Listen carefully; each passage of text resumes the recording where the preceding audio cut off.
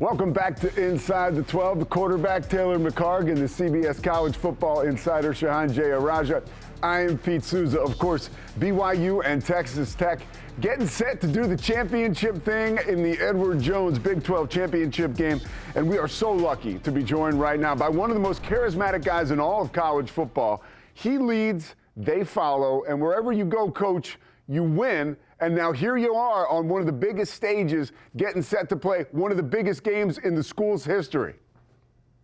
Yeah, man. Thanks for having me, guys. Yeah, we're honored to be in this championship game. And, you know, whenever I talked to him Sunday after we got back and kind of put the West Virginia game to bed, I was like, we earned the right to be in this game. Now practice this week. We got to earn the right to win that game. And the guys have been locked in. And, man, we can't wait to get to Arlington. Well, you put pen to paper earlier this week. You, my friend, are locked in. How much does it mean to you to make that commitment, sign that extension with Texas Tech and the family in Lubbock?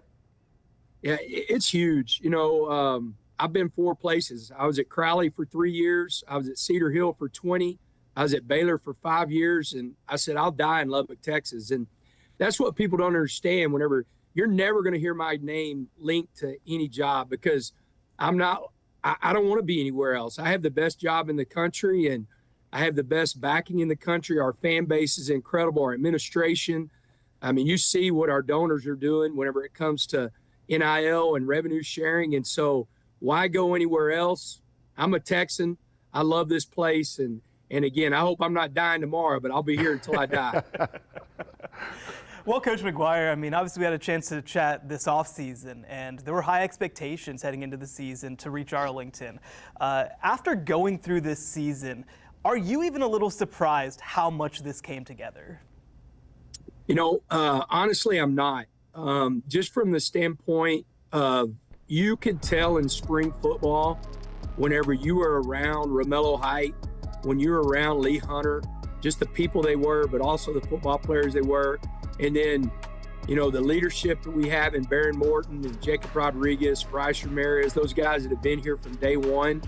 Man, I just felt like if we could stay healthy, we could really make a run at this thing. And it's easy to say because of where we're at right now. But I did feel like coming out of spring football, we had something really special.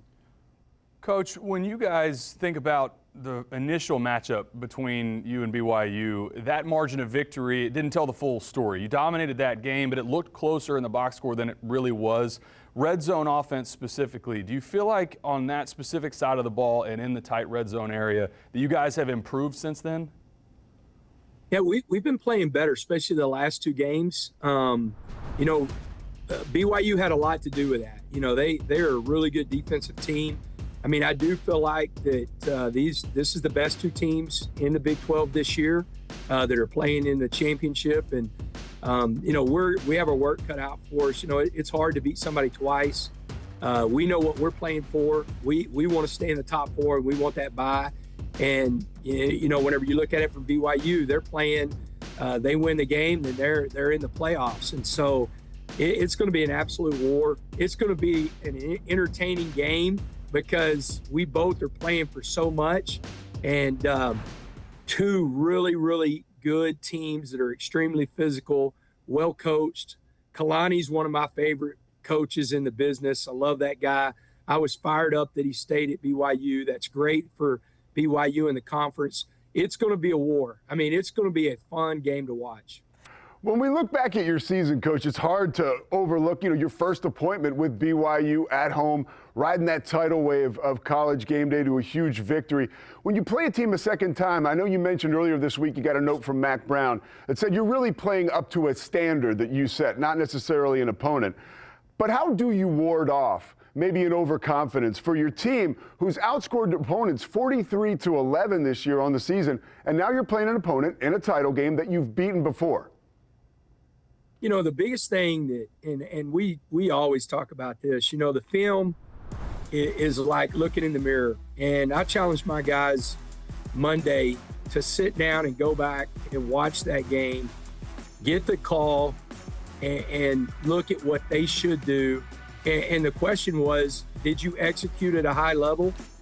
Were you the hammer or were you the nail? Like, did you get out physical on that play?